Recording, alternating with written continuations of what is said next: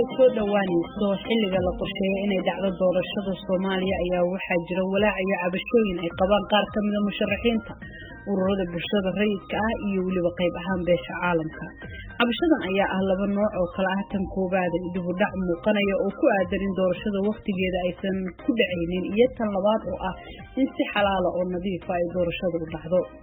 Gudiyada doorasho qaar ay soo magacaabeen maamulada gobolada ayaa la sheegay in aysan madax banaaneyn oo la gacmo-gacmaystay. Inkastoo aysan VOA-du xaqiijin haddana waxaa jira eedo sheegaya in dawladdu ay gudiyada ku dartay shaqaalaheeda qaar, ciidamo iyo dad ku dhow madaxda sarsare. Meelaha sida weyn loo durayna waxaa ka mid ahaa Galmudug iyo Hirshabeelle oo xilli doorasho ku jiray madaxweynaheediina uu xilka sheegay inuu iska casilay ka hor intii aanan shalay la dooran madaxweynaha cusub. Madaxweyne Maxamed Cabdi Waare oo aan la xiriiray isagoo ku sugan dalka Turkiga waxa uu sheegay in arrintaasi ay tahay mid aan sax ahayn, inkastoo uusan meesha ka saarin oo uu yiri siyaasaddu waa isku tanaasul iyo waxxirin. haddana waa uu ka gaabsaday inuu ka jawaabo su'aalihii VOA-du ay doonaysay inay weydiiso. sidoo kale madaxweynaha Galmudug oo siyaasiyiinta gobolka ka soo jeeda qaarkood ku eedeeyeen in liiska uu soo saaray madaxweynaha ee xubnaha uga mid noqonaya labada gudi doorasho ay tahay mid markaasi faraha dawladda laga dhex arkayo oo uusan madax banaani buuxa u soo xulan. madaxweynaha Galmudug Axmed Cabdi Kaariyo Qoorqoor oo aan la xiriiray isagoo ku sugan dalka Turkiga isna waa uu ka gaabsaday in uu arrintaasi jawaab ka bixiyo inkastoo su'aashaasi weydiiyay. meelaha kale ee aadka isha loogu hayo ee walwalka musuqmaasuqa uu ka taagan yahay ayaa ah soo xulista xildhibaanada gobolada waqooyi. Ra'iisul Wasaare Ku-xigeenka Soomaaliya ayaa soo magacaabay liiska gudiyada uga mid noqonaya gobolada waqooyi waxaana taagashaanka ku dhuftay gudoomiyaha aqalka sare Cabdi Xaashi Cabdullaahi. dalkan dawlad goboleed buu ka dhisan yahay dawlad goboleedyada uu ka dhisan yahay Somaliland dawlad goboleed kuma laha. Somaliland yani gaar baan u taaganahay bay yiraahdeen, laakiin halkan waxa jooga dad midnimada u jooga. dadka midnimada u jooga waxaan filayaa inay xuquuq leeyihiin inay iyaguna ka tashadaan maadaama dawlad goboleedyadu iyagu ay soo magacaabanayaan gudiyada doorashada u sameynaya. annaguna inaanu samaysano gudiyada doorashada inaanu samaysano oo keliya ayaanu rabnaa. laakiin waxaad moodaa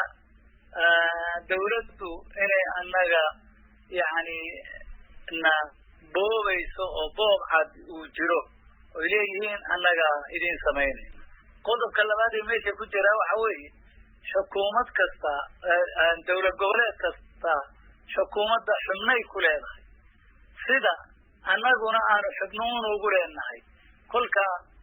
dawlad goboleedyadii xubnihii u joogay ee ugu jiray xukuumadda ma u samaynayaan dee annagana nooma samaynayaan.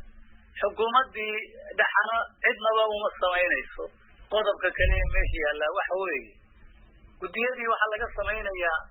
hay'adda nabad sugidda oo aan qabo awood weyn inuu ku leeyahay taliyaha ciidanka nabad sugidda NISA awood weyn inuu ku leeyahay oo kolkaasi uu rabo isagu inuu hogaamiyo halkaas. waxaanu la xiriirnay Ra'iisul Wasaare Ku-xigeenka Mahdi Maxamed Guuleed oo ka gaabsaday in uu ka jawaabo su'aalihii VOA-du ay weydiinaysay. sidoo kalena waxaanu la xiriirnay fariina u dirnay taliyaha hay'adda sirdoonka NISA Fahad Yaasiin oo aanan ka jawaabin isna codsigeennii ku aadanaa inuu ka jawaabo eedaha loo soo jeediyey ee ah inuu faragelin toosa ku hayo magacaabista gudiyada doorasho ee maamul goboleedyada dalka. musharaxiinta u taagan doorashada 2021 Soomaaliya ayaa walaac ka muujiyay arrimaha doorashada iyo sida ay wax u socdaan. qoraal ay soo saareen Talaadadii ayay ku sheegeen in ay ka walwal qabaan in firaaq siyaasadeed uu yimaado haddii xilliga loogu talagalay aysan doorashadu ku dhicin. sidoo kalena waxa ay ku baaqeen in ay gudiyada heer gobol markaasi ee doorashada ay noqdaan kuwa ka madax banaan faragelinta dawladda. balse aada ku aadan in dawladdu ay la maamulayso maamulada qaar xubnihii uga mid noqon lahaa gudiyada doorashada waxaa mid aan sal lahayn ku tilmaamay xildhibaan Cabdishakuur Cali Mire. waxaan u arkaa walaacaas inuu yahay walaac siyaasadeed oo joogteed oo marin haraabin shacabka Soomaaliyeed iyo bulshada caalamka loogu sameyn inuu yahay sumcadda doorashada iyo mataqaanaa in ay dalka doorasho nabad si nabada ku dhacda looga hortagay inay tahay waxaana ku sabaynayaa saa og tahay dooda doorashadu sanadii barka badan ilaa 2 sano soo socotay ilaa dhowr hab oo doorasho la isku soo qabtay dadkii diidanaa in ay dalkan ka dhacdo doorasho qof iyo cod dadkii diidanaa sharciga doorashada oo baarlamaanku ansixiyay dadkii diidanaa guddiga dastuuriga ahaa ee doorashooyinka qaranka loogu talagalay inuu qabto dadkii diiday heshiiskii dhusmareeb dadkii u ololeynayay dalkan inay ka dhacdo doorasho dadban yaa maanta waxay haddana mashruucii ay ku ololeeyeen oo u dagaalameen oo markii ay madaxda dowlad goboleedyada iyo dowladda dhex heshiiyeen ku tilmaamay heshiis wanaagsan iyo isla heshiiskii ay u ololeeyeen oo usoo dagaalameen ay maanta ka cabanayaan marka in dadka Soomaaliyeed la mar habaabiyo in beesha caalamka la mar habaabiyo in sumcada doorashada mataqaanaa integrity-geeda sababsiga la haleeyo ujeedo looga leeyahay mana ahan doob sax ah xildhibaan cabdishakuur cali mire oo kamid ah xildhibaanada dowladda federaalka ku dhow ayaa sheegay in eedda sida gaarka ah loogu jeedinayo Fahad Yaasiin taliyaha nabad sugidda ay tahay markaasi mid aan raad lahayn isla markaana taliyuhu uusan hawshiisa soo dhaafin taas horta waxay gaf ku tahay dadka muwaadiniinta oo shaqayaadka oo Soomaaliyeed xaq u leeyahay shaqooyinka qarankooda ay ka qayb galaan oo loo soo magacaabay in guddida ka mid noqdaan dadka guddida ka mid noqonaya criteria loo soo sameeyay oo habraac ku qornay qofkii criteria khilaafsan oo caddayn loo hayay qofkii ugu inuu sheegaa tan kale Fahad yaa soo qoray nabadsuud baa soo qortay 4 sano aan maqlaynay Fahad yiri waa hadal siyaasadeed oo ujeedo siyaasadeed laga leeyahay ninka hadalkaas bilaabay ee guddida nabadsuudda qortayna waa in aan kalsooni ku qabin saan ognahay beeshiisa inuu ka soo bixi karo iyo ergada beeshiisa iyo xubnaha guddiga ugu jira beeshooda cabsi uu ka qabo iyo nabadsuudda la aado Fahadna siyaasad ma soo farageliyo shaqana kuma lahan marka qof rabo inuu dalkan khallaaso siyaasadeed geliya wax walba la aado Fahad ismada firtin Cabdullaahi Maxamed Shirwax oo kamid ah hogaamiyaasha ururada bulshada rayidka mudana ka soo shaqeeya Soomaaliya gaar ahaan xilliyada doorashada iyo xiisadaha ka dhasha ayaan weydiiyay kalsoonida lagu qabi karo in doorasho xalaal ah ay ka dhacdo Soomaaliya durbaba waxaa soo baxay markii guddigii la magacaabay guddigii doorashada iyo guddigii khilaafka in dad badan ay leeyihiin dadka ku jiraahi waxa weeyaan waa dad dawladda meelo sare ka shaqeeya madaxdooda u nugul cadaaladna kalsoonina laguma qabi karo guddiga khilaafaadkana sidoo kaleeto ayaa iyadana loo sheegayaa waxa kale oo jira arrintii gobolada waqooyi xubnahoodii sidii loo dooran lahaa iyadana durbaba waxay muujiday is-eedayn iyo khilaaf ayay muujiday mana muuqato sida hadda haddii aysan maamul goboleedyada iyo madaxdii markii hore shirtay aysan dib u shirinin inay xal la isaga raali yahay oo waan leh oo meel dhexe la isugu yimaado in laga gelayo uma muuqato marka waxaan dhihi lahaa yacni kalsoonida haddii aan qaabka hadda wax u socdaan aan la hagaajin oo aan muxuu ahaa mataqaanaa la helinin cabashooyinka taagan xal loo helinin waxaan qabaa kalsoonida lagu qaban karaa doorashada agaasiman ee hadda loo toogahayo waxay noqonaysaa mid aada u kooban inta badan maamul goboleedyada dowladda ku dhow sida Galmudug Hirshabelle iyo Koonfur Galbeed ayaa noqda ubuucda isjiidka iyo mararka qaar musuqmaasuq mana ahan doorashadan oo kaliya ee maamuladii ka horeeyay dowladda hadda jirta ayaa iyana lagu eedeeyay in markaasi musuqmaasuq iyo faragelinba ay ku haysay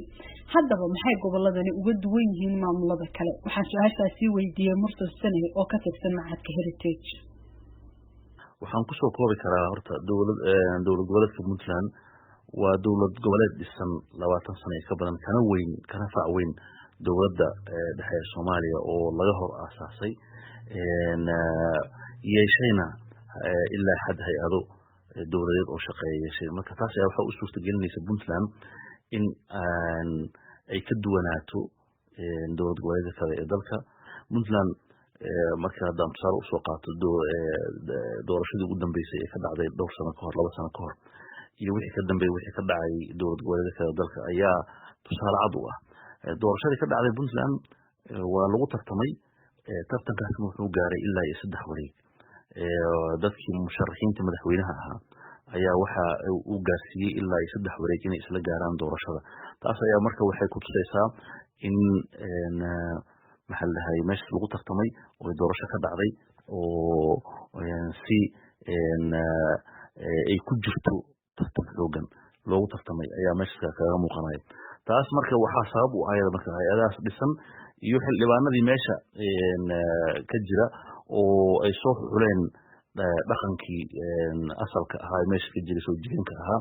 oo aan la barxin oo ama aan habac galin, halka dowlad goboleedyada kale dhaqankoodii uu habac weyn ku jiro inay ka soo baxaan xildhibaano markaas aanan si sax ah loo soo xulin inta badan oo ay ku leedahay maaragtay galanka ku leedahay dowladda dhexe ee Soomaaliya marka laga reebo ayadana Jubbaland oo ayadana iska caabisay fargelintii uga imaan lahayd dowladda dhexe ayadana iska caabisay. marka taas waa midda oo isdabamariyeynta uga dhacdo dowlad goboleedyada kale. marka laga hadlayo saameynta dowladda dhexe ku leedahay dowlad goboleedyada ayadana way ka duwan tahay. dowladda dhexe way ka madax bannaan yihiin Puntland iyo Jubbaland, waxay leeyihiin dekado kasoo gaar dhaqaale sideedaba qofka dhaqaalihiisa gacanta lagu haya waa la maamulaa oo ma madax bannaan. marka dowlad goboleedyada kale dhaqaalaha ay gacanta lagu hayaa caasimadda ay ku xiran yihiin villa Soomaaliya Muqdisho ku xiran yihiin oo ay uga fadhiyaan in la bixiyo masaariiftooda. gudoomiyaha aqalka sare ayaa ka diga cawaaqibka ka iman kara haddii dowladdu ay gacan maroojiso mas'uuliyaddana kala wareegto xildhibaanada matalaya gobolada waqooyi. waxaan isleeyahay hadda siday ku socoto haddii ay ku hirgasho shaki kuma jiro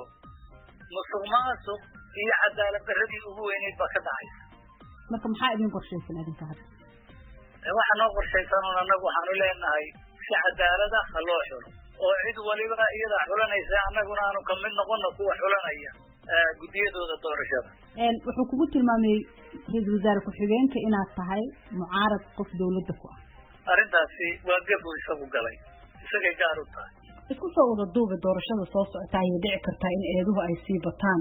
maamulka joogana isku dayo inuu ka faa'iideysto galaangalkooda iyo awoodda hadda uu ku fadhiyo. mana ahan taasi mid u gaara maamulka hadda jira oo dad badan ay u arkaan in loo doortay cara ka dhalatay sidii maamulkii ka horreeyay uu u maamulay doorashada iyo hanaankiisa xulista xildhibaanada. dhegeystayaal waxaa naga xasuusin ah inaan la xiriirnay mas-uuliyiinta eedahana ay sida gaarkaa u taabanayeen balse ay ka gaabsadeen inay ka jawaabaan. inta ayaana dhegeystayaal kusoo gabagabaynaynaa barnaamijkeenii bandhiga VOA. intaan mar kale dib u kulmi doono dhammaantayada waxaan idinkaga tegaynaa nabadgelyo.